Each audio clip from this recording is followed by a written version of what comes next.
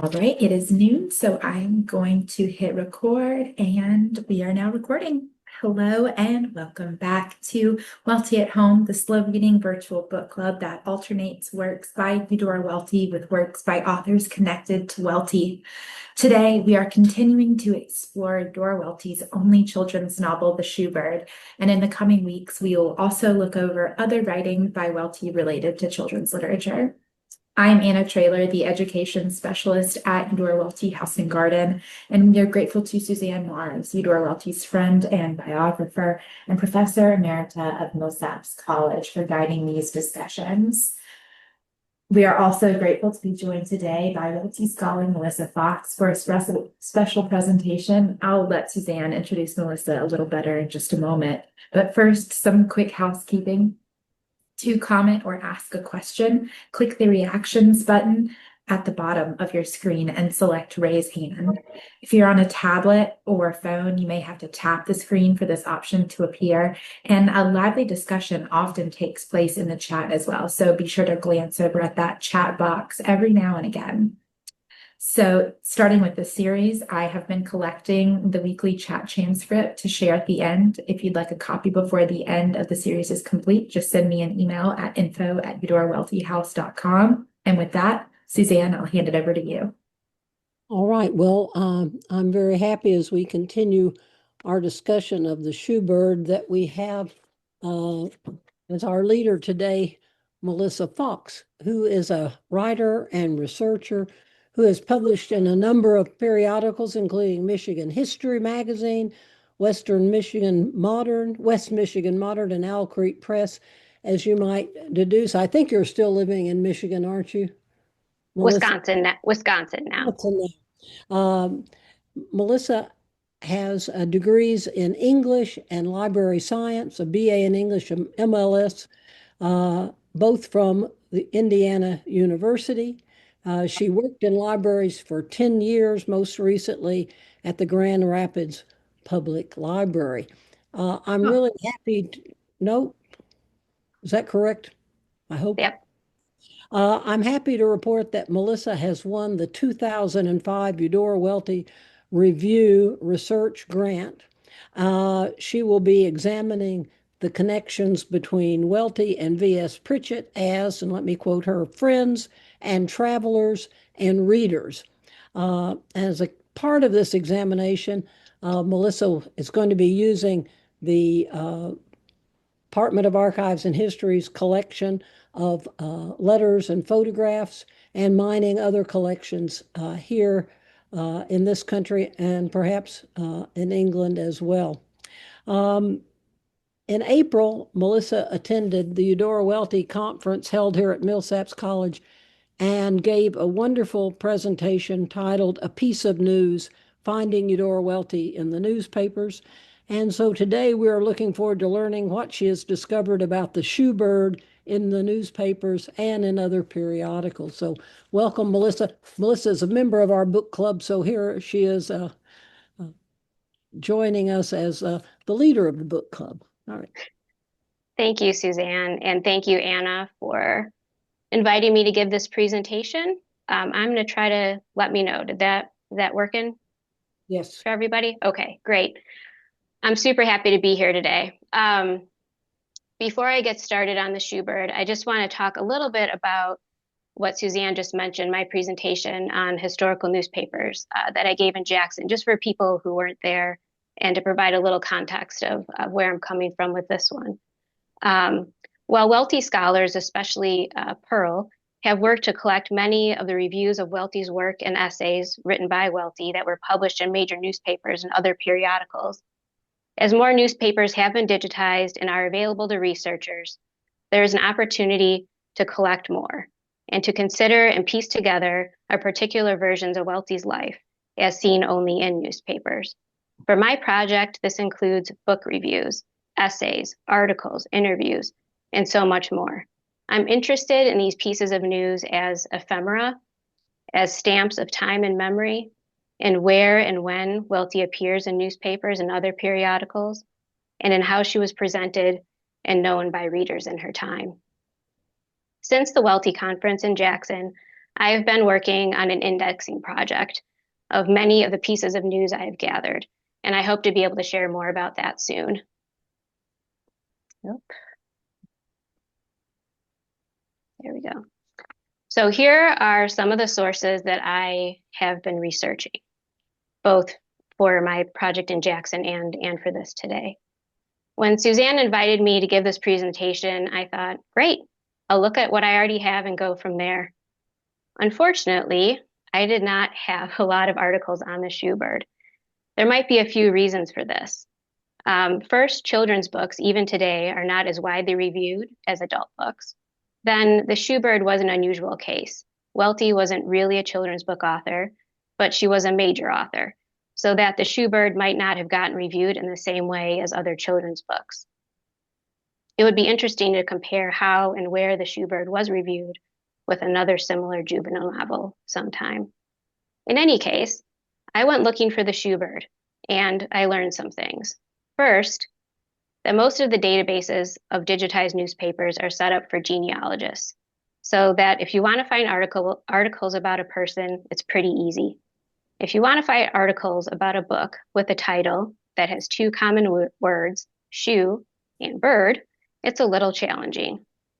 I also learned or was reminded that OCR, the software that converts scanned documents into readable, searchable text, is imperfect. And almost none of these databases respond to my good librarian tricks, Boolean operators and limiters, like and, or, quotes around words, that kind of thing. So I found a lot of birds, a lot of shoes, some birds shoe stores, one store advertising the shoebird, and luckily some book reviews and other references to the shoebird, including advertisements like the one you see on the right here for the ballet that took place in Jackson. And I ended up finding actually a lot more than I have time to share today. Another complicating factor in searching for the shoebird in digitized newspapers is that it has been so many things: a book twice, a ballet, a symphony, and even a cafe. And the shoebird has had a long life, stretching from 1964 all the way to 2024. The most recent article I found, December 2024, was in reference to a performance of the shoebird by the South Bend, Indiana Symphony. This timeline lists some of the dates around which I found articles related to the shoebird. I've collected articles on all of these events, but because Mr. Jones will be here next week to talk about adaptations, I'm only going to focus on book reviews today. We'll be looking at reviews from both the original 1964 publication and from the 1993 reissue of the shoebird. Some of these reviews are collected in Pearl's book, Eudora Welty, The Contemporary Reviews. Today, I hope you'll enjoy seeing them in newsprint. I'm going to rely on Pearl and Suzanne and all of you to jump in and correct me here if I get something wrong. The first major review I found of the shoebird was from Kirkus, which was published just before the book was released in October of 1964. I was not able, unfortunately, to find an original look of this, so we're going to have to go with this reformatted version today. Unfortunately, this was not a favorable review, and maybe contributed to the book having sort of a slow start. After a brief summary of the book, the reviewer concludes, practically no action occurs during the lengthy discussion, which consists almost entirely of stream of witticisms, many of which are irrelevant. The birds frequently refer to the dictionary, a sign that perhaps the purpose of the book is to encourage a facility with language, but the overly wordy result is so obscure that readers are likely to want to leave dictionaries, as well as shoes, to the birds. The good news is that the reviews only got better from here. This is the only really negative review I found of the shoebird, and in my mind finds fault with the book's greatest prize, language, and how Welty builds fantasy less by place and character than she does word by word. One only has to be willing to give themselves over to it. The next important review of the shoebird would not be published until mid-November of 1964, but along the way, there were brief mentions of the book in many newspapers around the country. Here are a sampling of those, and I'll let you sort of look at them while I go on. Children's books were often reviewed by local librarians and include lists of new books at the library. And here, Boys and Girls is an example of that. A quick note here about other books for young readers that were published at the time. Charlie and the Chocolate Factory by Roald Dahl, reissues of Mary Poppins and Mary Poppins Comes Back as tie-ins to the Disney movie that was also released in 1964, and reissues of Charlotte's Web and Stuart Little by E.B. White. So the Schubert had some good competition for space in newspapers. In addition to brief mentions, there were also really nice advertisements for the book and in publications with larger readerships, here in the New Yorker and in the Chicago Tribune. This Harcourt Brace ad, Riding High with Great Fall Books, ran in several newspapers around the country. And in Jackson, there were book signings or autograph parties, something I'm sure we all wish we could have attended. So that even if it took a while for book reviews of the Schubert to appear in newspapers, there was a good amount of promotion, and readers, even outside of Jackson, would have known about the book.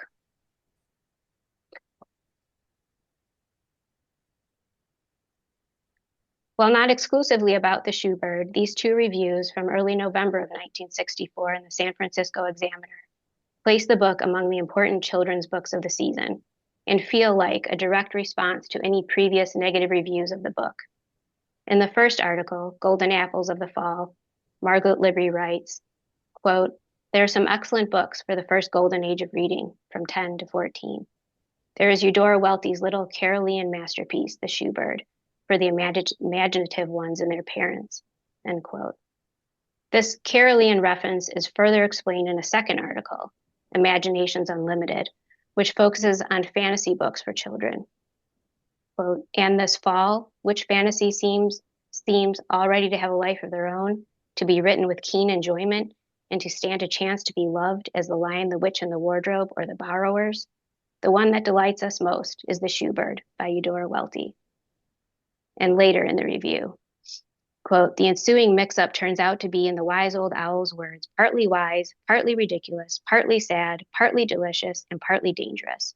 The owl's remark can be applied aptly to this short, lively book, which is also witty and profound, its wisdom wrapped up in absurdity as Lewis Carroll loved to do. It will be enjoyed most by those, old and young, who appreciate Carroll. It may not be at first welcomed with shouts of joy by some youngsters between 10 and 14, who are often too old for the nonsense and not old enough for the sense. We hope not too many of the literal-minded will fail to agree with the moral, as the Duchess would put it, that anything may happen next in this strange and marvelous world, maybe through the mistake of a parent, maybe through the wisdom of an owl. Birds may wear shoes and walk, men may fly to the stars. Well, off with the doubters' heads," end quote. From here, notice how the reviewers refocus on delight, reading the book aloud, what Welty brings to the story, and on the nonsense and fantasy. I should note that Beth Crush's illustrations are often praised, and that there is hardly ever a mention of the dodo bird, who I feel like is a really key bird in the book. That brings us to the New York Times book review, a review which Welty herself might have been waiting for, and it was written by Helen Bevington. It starts, quote, "You can tell by the opening words that it's a delightful book. There was a certain parrot named Arturo." And then, after recounting Robbie Thompson's scornful remark, "Shoes are for the birds," she continues, From that moment, realism departs from the story and fantasy enters, smiling." The review ends. "The story is as charming as it began, with Arturo back in the job next morning. He's an extraordinarily amusing parrot, like Eudora Welty herself in being a word lover and a bird lover. Children who read this book or hear it read aloud will be sure to love the words and the birds. Certainly, they will love Miss Welty besides." Then last week, Suzanne mentioned this review in the New Yorker, written by Emily Maxwell, who was the wife of William Maxwell. From 1957 to 1965, Emily Maxwell wrote the end-of-year children's book review of children's book for the New Yorker's Christmas list. This review, Now and Not Now, is nearly 30 pages long, including advertisements, so a significant investment of her time. Her review of The Shoebird is about midway through the list and picks up the thread of William Maxwell's November 11th, 1964 letter to Welty about the family reading The Shoebird. He wrote then, quote, "So I take my pen in hand and tell you how we all adored The Shoebird. I read it aloud, a chapter a night, and we all four laughed all the time." In a following letter on November 24th, he writes, "Don't you have any worries about The Shoebird? That's my news to you, and as Gloria said, what grand news. You have no idea how many sentences from it went straight into the family conversation. It's something that happened to us. Now, if it will just make you your fortune." In her review of the book, Emily Maxwell writes, quote, "The Shoebird is a serio-comic fantasy, so fused with realism that the reader constantly accepts the impossible. Its humor is focused on the precise spot where the humor of adults and the humor of children meet, in fountains of laughter. It is a teetering tower of jokes, wit, humor, gags, plays on words, elaborate puns, rising joyfully, tier on tier, until toward the end it reaches the upper atmosphere of poetry. For anything at all like it, you would have to go poking around in the literature of the Middle Ages, Chaucer's Parliament of Fowls, perhaps, and even there the likeness is remote." In a follow-up letter in December of 64, Welty wrote to Maxwell, "Emmy, your words about my story, The Shoebird, and your New Yorker piece were so fine, I was proud. A monumental piece it was this year."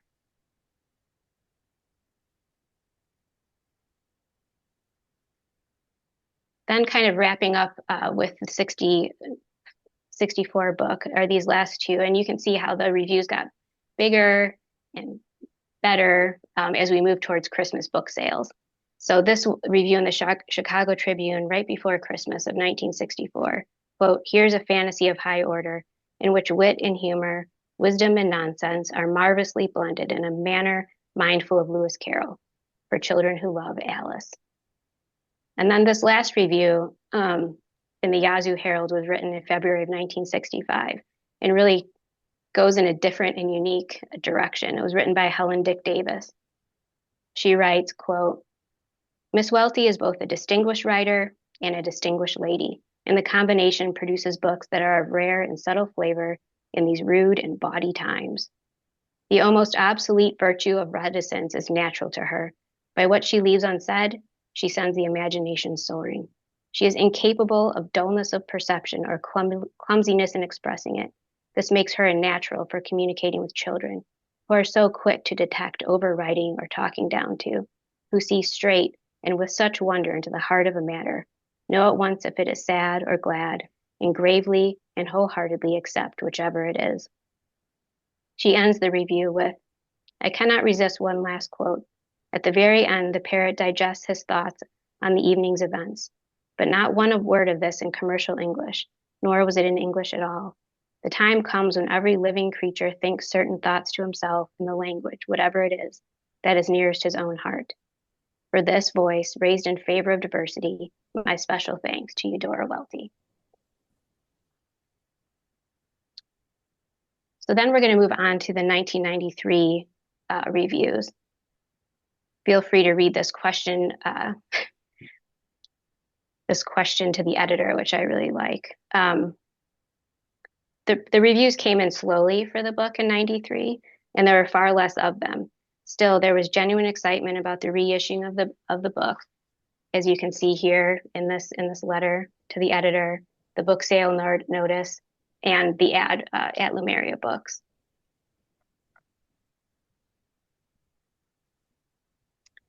While not their first review of the 1993 edition, I wanted to note that the New York Times book review did include a short blurb about the Shoebird on the children's book list, noting, quote, "The wordplay makes it good for reading aloud."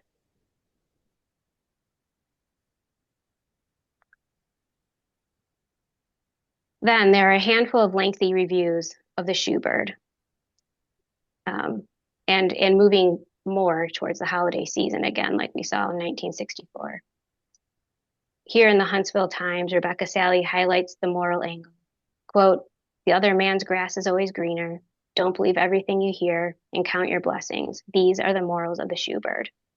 And later, for all ages, the shoebird is meaningful, educational, entertaining, and in typical Welty style, beautifully written.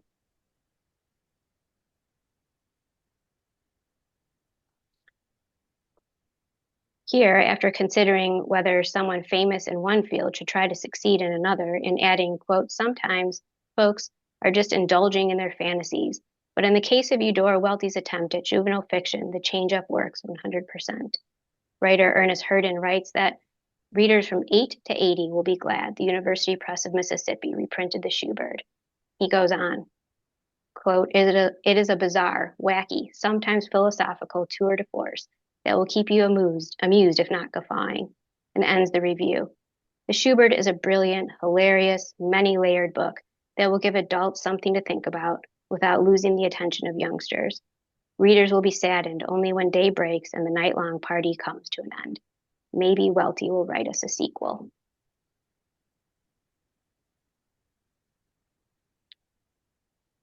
These last two reviews bring some new perspective about the Shoebird.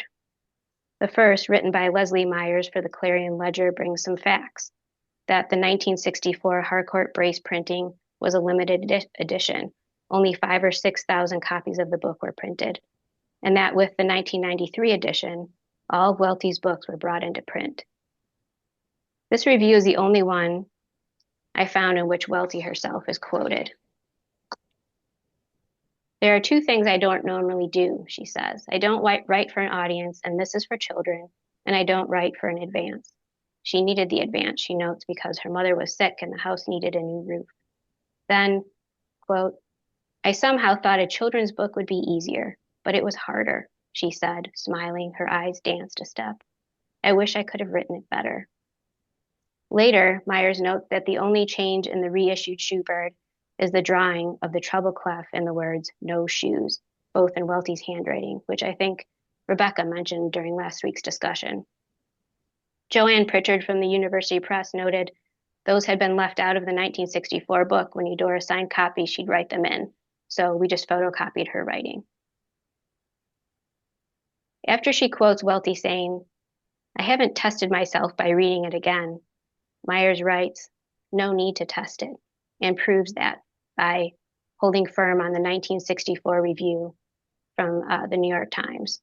"Children who read this book or hear it read aloud will be sure to love the words and the birds.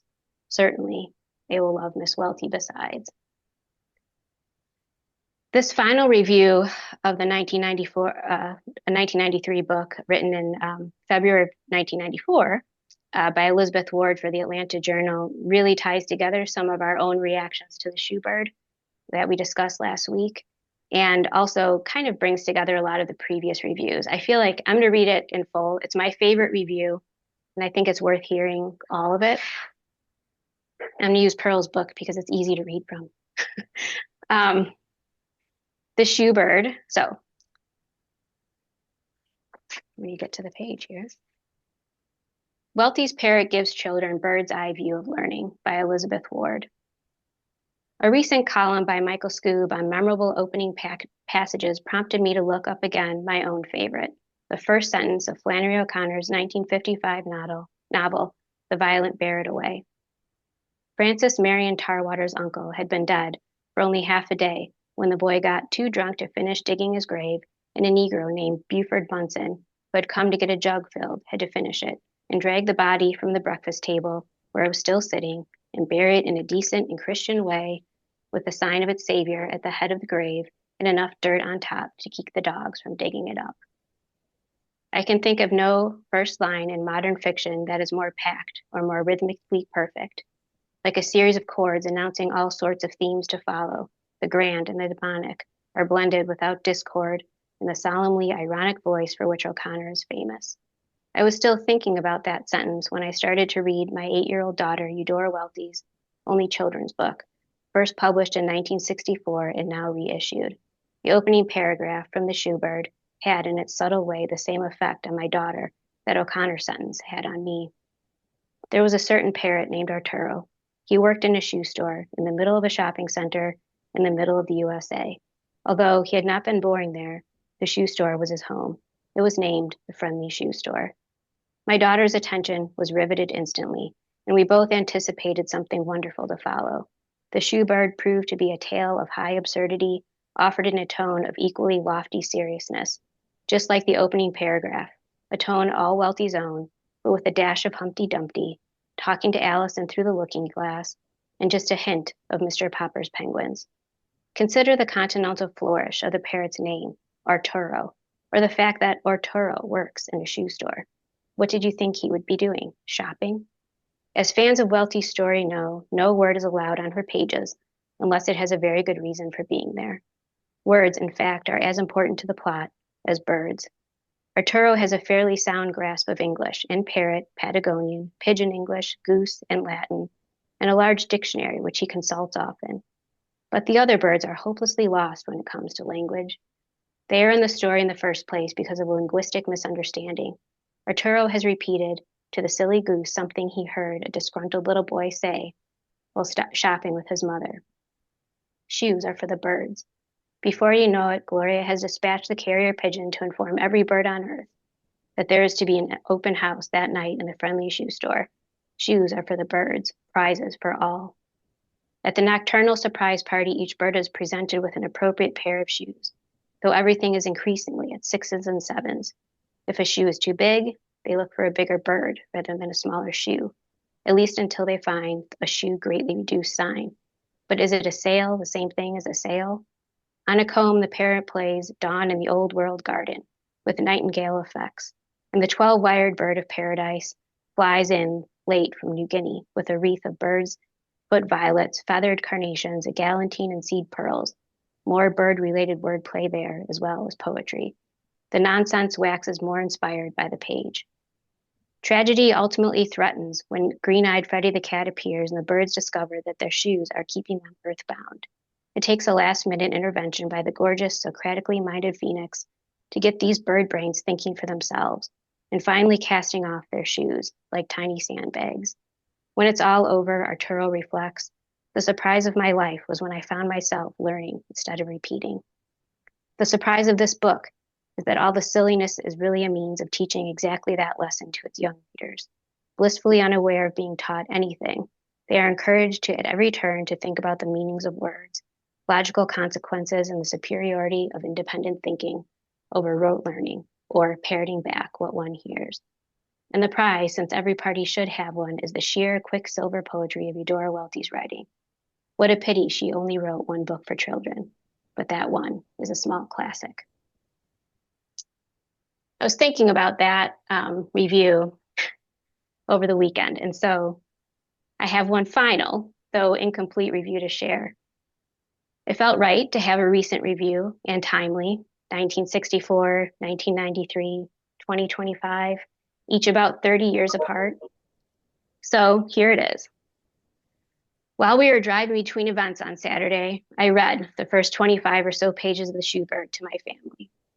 My husband driving, my sister, the front passenger, while I sat in the back, reading to my daughter, 15, and my niece, 9. It seemed like a good test audience. They all liked the illustrations and the birds, Arturo especially. One thought the story was just fine. They laughed a little. I laughed more and more to myself as I read. The words read aloud hit exactly right. But there was also the audience, my family, which began to me to seem part of the flock gathering in the Friendly Shoe Store. Here, a hungry robin, there, a too-wise owl, a protective mother quail, a dodo trying to spark imagination, and a silly goose at the wheel. So that another prize of the Shoebird is the reminder that stories, living and imagined, benefit from every kind of character. Okay. Thank you. Thank you again to Anna and Suzanne and the Welty House for inviting me to give this presentation. I'm happy to answer questions with Suzanne if people have them. Good. Well, let's do it. Thank you so much. That was just marvelous. And I love your contemporary review. And the response of the family to the story. So that was, can we go back so we can see everyone? Yep. There we go. There we are. Okay. So questions. I know everyone enjoyed that thoroughly. Do we have any questions for Melissa or comments?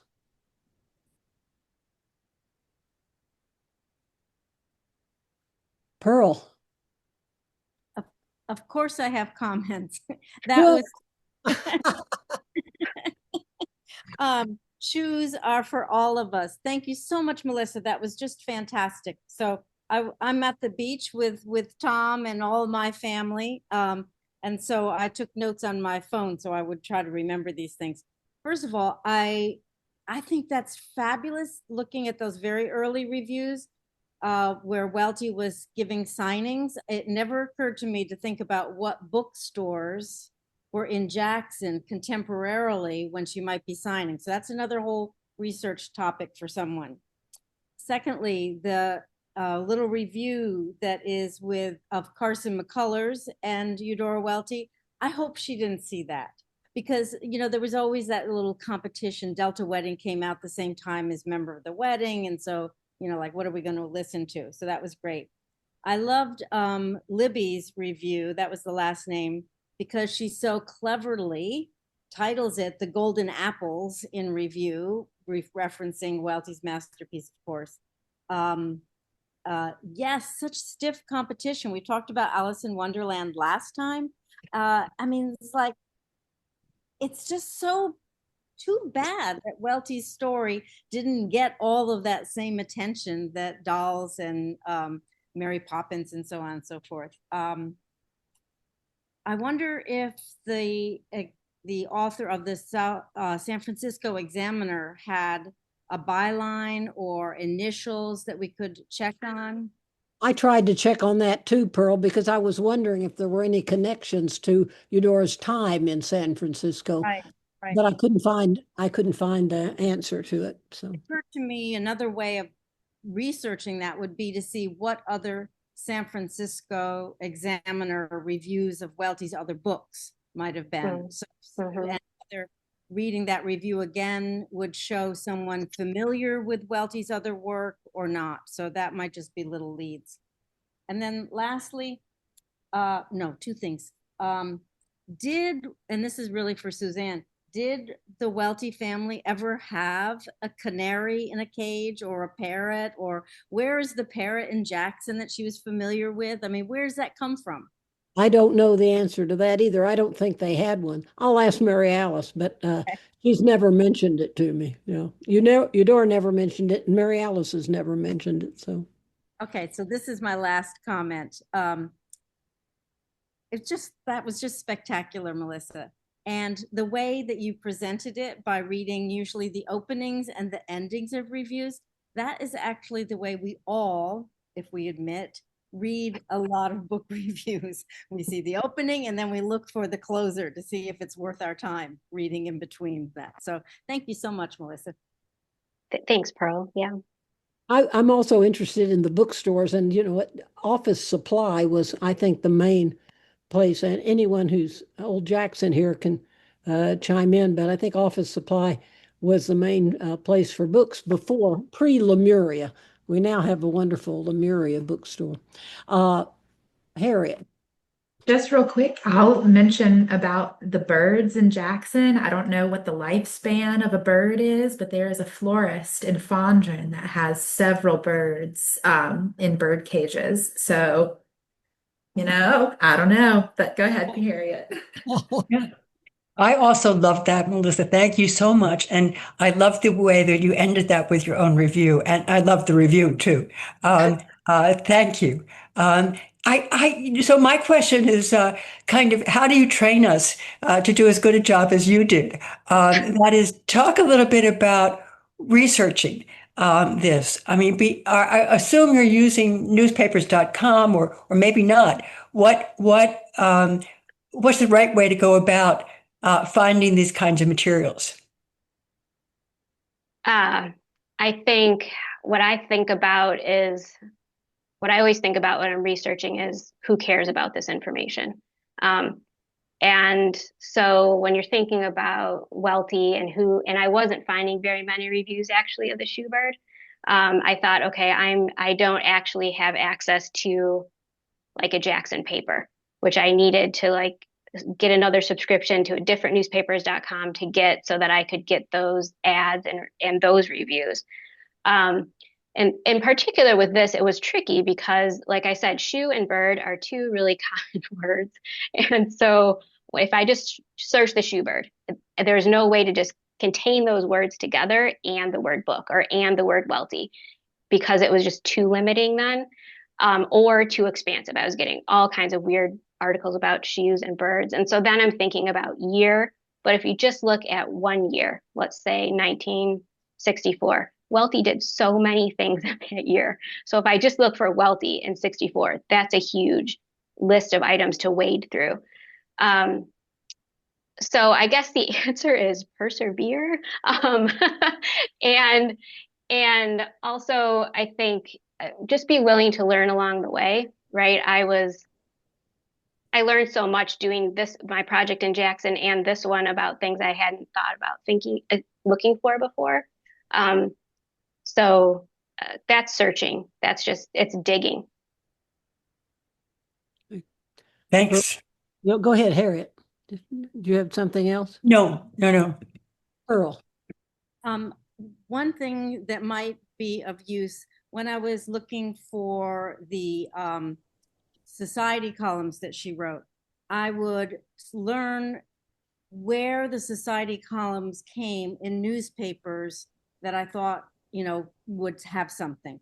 And so finding out like, well, there's a newspaper in Hattiesburg, for example, and then finding out when and where they maybe reviewed children's books would be a kind of a place. So you don't have to read the whole newspaper or just use the electronic search. Of course, all of these newspapers.com and all that stuff, that's all very new since I was searching for any of these kinds of things. But somehow looking in the place you hope to find it and knowing where to look in that newspaper if you have to scroll through that, what did they call that, microfilm? That's 20th century stuff. I have to say, I'd hate to be the person that wrote that Publishers Weekly review and then see it come up on the screen here. Be so boneheaded about it. I'd hate to be remembered for that. So thank goodness it wasn't me. I was going to say, Rebecca, I look back in the new text of the Shoebird where the clef and the two notes are there and no shoes is written. The illustration that Eudora added, and it does come right after the nightingale says, no, no, never, never, I'll sing myself to death in order to say no shoes. And so Eudora, who had heard a nightingale and loved the song by the night of the nightingale, puts in an illustration for the nightingale, I think, yeah. It got left out by it, inadvertently left out. Liz? Hi.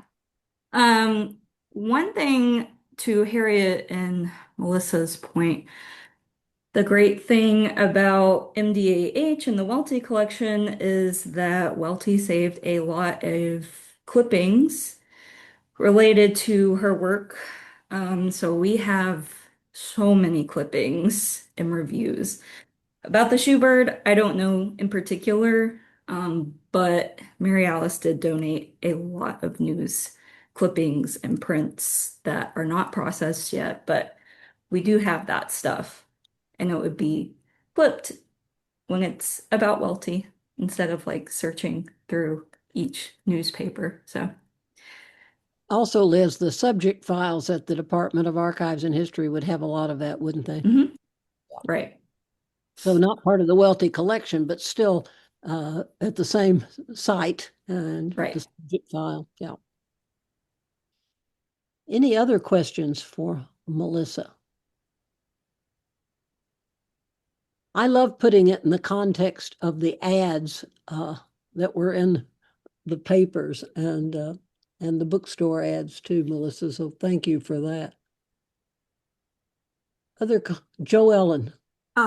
Melissa mentioned the very different projects that she pursued in Jackson, where she threw out a wide net looking for Welty. And this was a much more confined search and probably the hardest search for material on one of Welty's books. But Melissa, I wonder whether you'd comment on just your own experience with the breadth of the work for Jackson. I think you said you did scanned over 13,000 or had over 13,000 scans, and the kind of search and the depth, so the breadth and the depth, and just how that turned you on. We'll be talking about academic scholarship, I think, on the Schubert at some point later. But I'm really interested in as a librarian, speaking as a librarian, archivist, etc. Yeah, for Jackson, I just started to kind of go down a rabbit hole pretty swiftly where I just got real excited every time I every time I entered Eudora Welty's name in these newspaper databases. I just kept finding more. And so when we're talking about results, like for example, this newspapers.com subscription I just had for the Jackson paper, I put Eudora Welty's name in there and I thought, okay, don't let yourself go down that rabbit hole right the second, because there were 20,000 results. And what that means is it's like, for Jackson, what I did with all those 15,000 results was just start to go through and look at every one and decide, okay, is this something that is really important to my project to save and note? So I have a growing index of those articles, which I have a separate project that I'm working on. I'm happy to talk about when I can talk about it. I can't yet, but so there's just so much out there because it could be anything from a book review to, Eudora Welty did so many things. Plays that ran everywhere, her photography, just even her birthday. Every year was across the country in every newspaper in the list of famous birthdays of people. So there you have April 14th that week, and you can guarantee there will be 100 results every April 14th. So it's weeding through those things and kind of determining, what we want to pull out, what we want to highlight for a really good index of where to find these things. I'm interested in the information, but I'm also just interested in who knew about Welty when and how that news traveled across to different small towns and big towns across the country. That's really interesting to me. So that project has a lot of ideas going on in it, but it's really exciting. So now I can't wait to go search through those 20,000 results and see things I haven't seen yet. I was really interested in your observation about, librarians reviewing books in local papers, because I was wondering why this strange selection of small town. Yeah, and that happens in all of Welty's books. So it was like really common for librarians to be like, here's the new book, especially in small papers.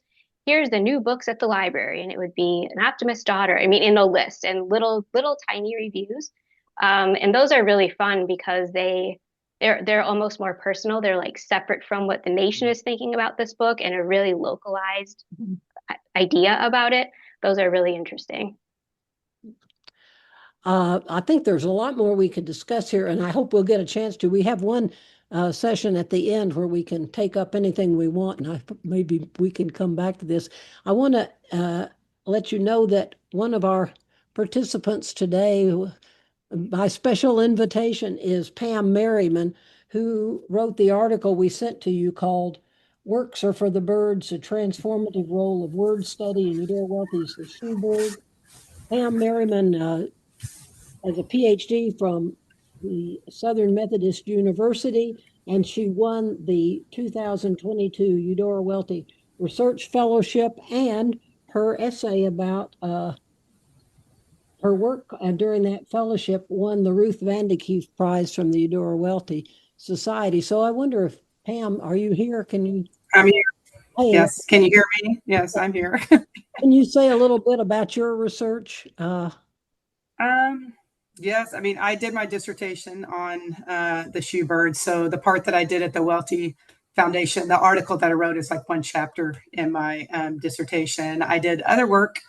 They're also looking up things that were going on in Jackson at the time of that. So one of the things I also wrote about in my dissertation has to do with even the boycotts of stores in Jackson by the African American community, as well as like voting registration pushes among the African American community, and the relationship between that and the chapter on voting, which brought up last week. I did get to hear your recording, and I'm sorry I was at the AP reading for Lit, and so I still teach school. So I unfortunately can't tune into these because I see them every time, whatever books y'all are doing, and I'm like, at noon on Mondays, I'm doing something with classes. But anyway, so I got to listen to that and talk. Yeah, we're talking a little bit about the voting scene, but also the scene of the whole idea that it's a mercantile setting.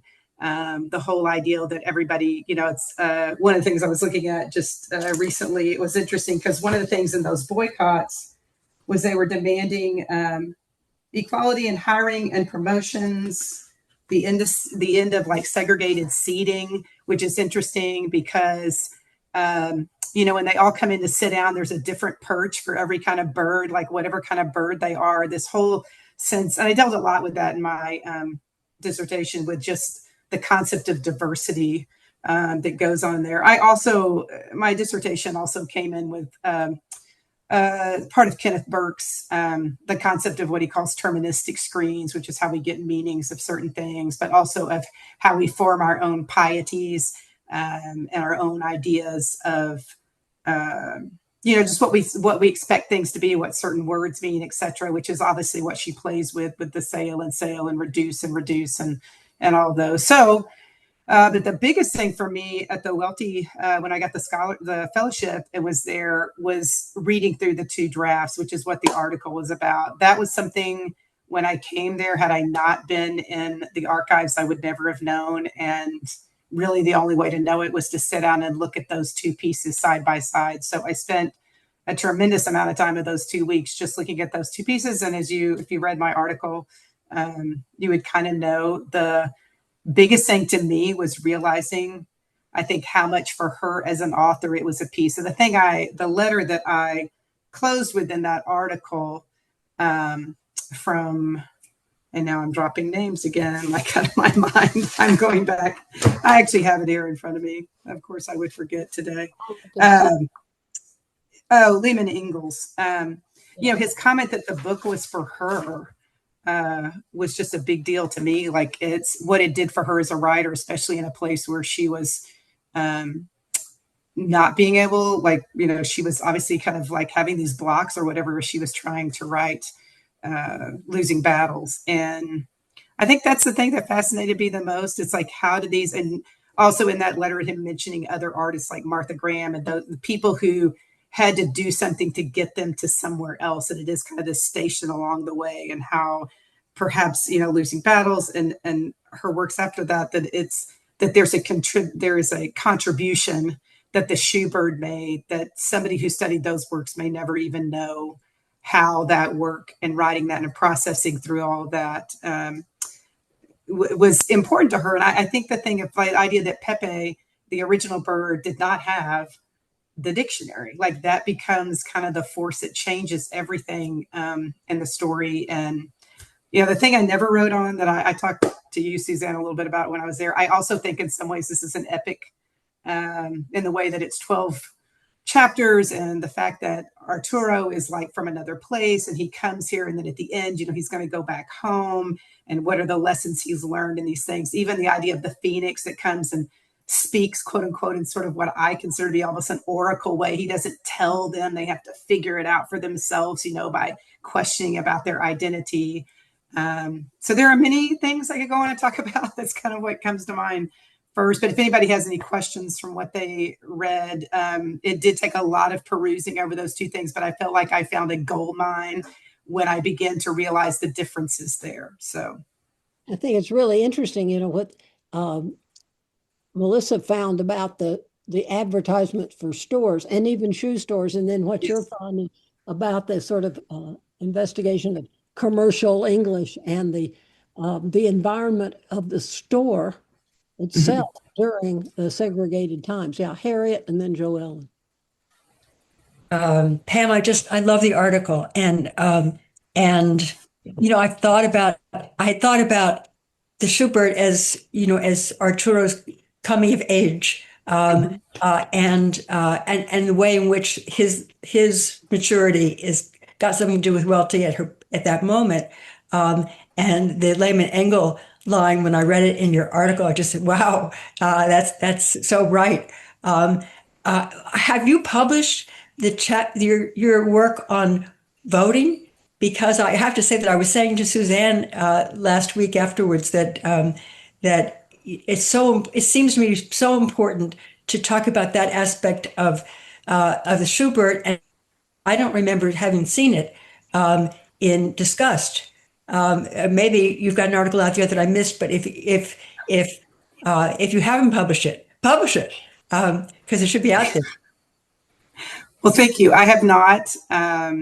Yeah, because I post that one article, and then honestly, I went back to teaching school. That sounds crazy, but when I finished my doctoral degree, it was like, because I worked full time while I did that. And but one of the things that fascinated me about the voting thing also is like the whole thing at the end where the goose thinks that Arturo, because they're friends, will vote with her, and he doesn't. And he's kind of like, no, like I'm voting on the issue. And I think about today, then, the things that go on in lobbying and all that, it's like, who's really voting their conscience, the idea of like that. So I have not, and I, yes, should probably seek to do, because that was kind of one chapter I dealt with that and the boycotts at the same time, just how those two particular, and that was one thing that helped me in the archives as well, was finding, advertisements for things, finding like just different, the way that all of the selling of things was approached, but also some of the stuff about voting and of course the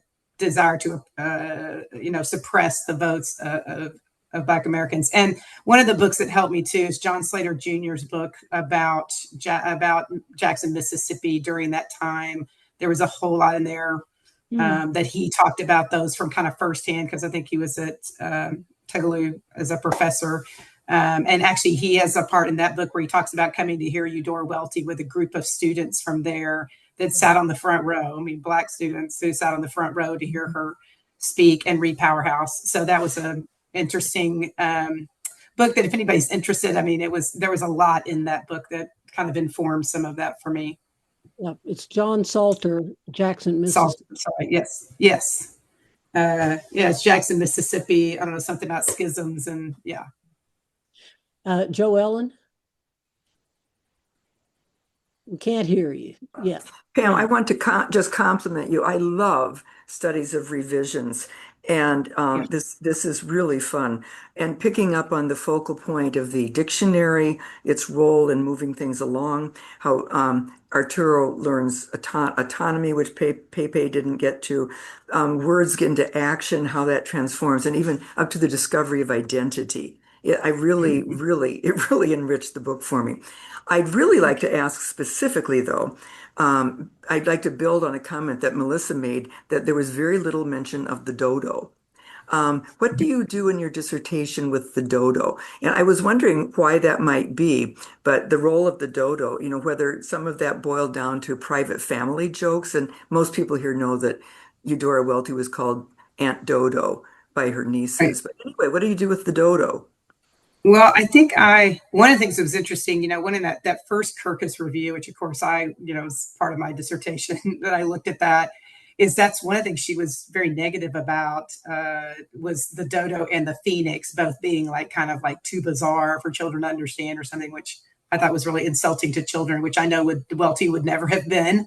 And so I talked, the biggest thing is how the dodo talks about love and memory. And that's what holds on to things. And a lot of that tying into so many other of Welty's books, that love and memory, like, and the connection between the two of them is something that keeps things alive and going. And so and I haven't written anything on it being kind of an epic, but I see the dodo also as another thing that, because it's extinct, the idea that it lost its wings, and that's the thing that like they have to tap into at the end, is realizing that, and the whole concept about curiosity.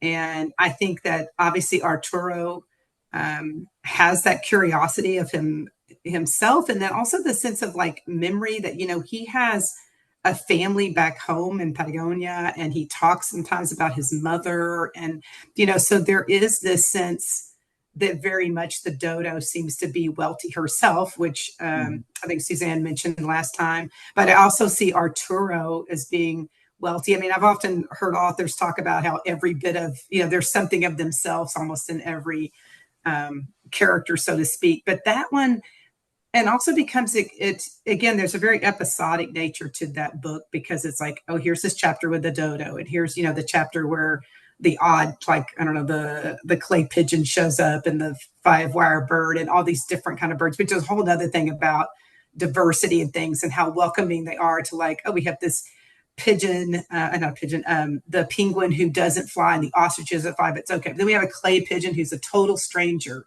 but they're willing to be like, what kind of shoes can we find for you?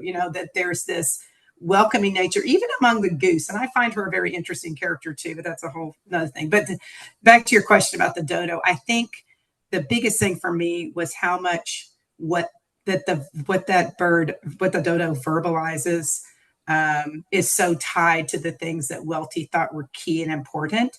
And then to add that to the concept of language, which was something else that she thought was important, which is why I think this book is so, and before I did this, I had read all of her work. I had done other work. I've, taught The Optimist Daughter, and I've taught A Worn Path, and I've taught Why I Live at the PO, are probably the most famous ones that I've taught.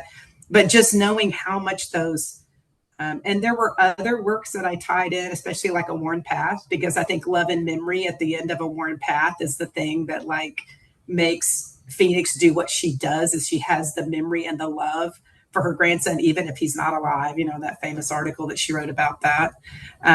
So those were kind of, I guess that's probably the main part I think that I wrote about the dodo. Yeah, thanks. It occurred to me while you were talking that a lot of these reviews were written about children's books, and maybe concepts of love and memory just weren't things that those reviewers picked up on. But thanks, that was interesting. I think they missed a lot of It's more important to us as we age, does it not? Yeah. Any final comments? Melissa, do you have a final observations for us? You can say I'll just say about the dodo. I think, and this is probably something we pick up when we have like a wrap up session. But when I think about why was the dodo left out of these reviews, I think, to me that there's a real tonal shift in the book when the dodo comes in, and it's almost like, and this is like just really a weird comparison, but there's that idea of, like, if you're a Disney fan, there's these idea of like hidden Mickeys and things, like Mickey Mouses hidden in different things in Disney movies. And when I think about the dodo in that book, I think it's one of those like little spots where Eudora Welty might have been saying, and this is the same author, like a little hint of like, remember me to my books, my other books, my other self right here, like a little reminder of here's who I am, even though I'm writing this children's book, because there's such a tonal shift there, that it seems to me we're meant to pay attention to it. And I don't know, I didn't get that far in my reading with my family, but I'd be curious to know if because I think kids would pick up on that a lot. We might pay more attention to time and memory as we get older, but I think kids are really aware of making memories even as they're happening. Mine is anyway. So I do think that it's something that we're meant to pay attention to. And it's I think a loss to me in all these reviews that it's not made something more of. I think sorry, Susan. The comment that was just made on the chat here is about the lack of curiosity being very unwealthy. I do remember I did write some about this, in the sense that I think some of that was the fear that she had when she couldn't finish losing battles, and she was struggling so much with that. That's why I think she and Arturo are sort of like the two sides of Welty, so to speak, of like, no, I've got to continue this search for the words, like somewhere in these words, it's going to be that identity, that freedom, that place to get out of this. And so that's kind of why I think yeah, the sense of the dodo being there. It's uncharacteristic of her, but I think that was, in some sense, I mean, she talks in the letter about a fear that she had of that being the case, and surely that was so early on. Well, thank you for that, Pam. I love that. I was going to say, I think it's wonderful that you've put this in both a biographical context, what Welty is struggling with herself at the time, and in a larger historical context, what the society was struggling with. And it's there gently, but there, and it needs to be seen in that context. And I think what Melissa's done for us as well is to ask us to look at this book in the context of the time it was being reviewed, kind of preoccupations of the reviewers, the context in the papers where it was seen. So I want to thank both of you. As somebody who really never took the Shoebird very seriously, didn't pay much attention to it, I probably wouldn't have done it for the book club, except Anna and Rachel at the Welty House wanted me to. And I am so glad we did, and I'm so grateful for the work that Melissa and Pam have done on the Shoebird, which has opened it up in new ways to me. So there you are. Thank you very much. And next time we will have with us Sam Jones, who wrote the music and the libretto for the Shoebird for the Mississippi Boy Choir. Okay, I'll shut up now. Anna, you go. Thank you so much, everybody. Thank you, Suzanne. Thank you, Pam. And thank you, Melissa. Gosh, I love that doubling. We know how much Welty loves doubling and confluence. So seeing that identity doubled there in Arturo and the dodo really is so beautiful. I hope that you'll all join us next week as we are joined by Samuel Jones to discuss adaptations in the ballet and the symphony recording. So see you then, and look out for the newsletter coming out on Friday. Bye-bye. Thank you, Melissa. Thank you, Pam. Thank you. Thank you. Mhm.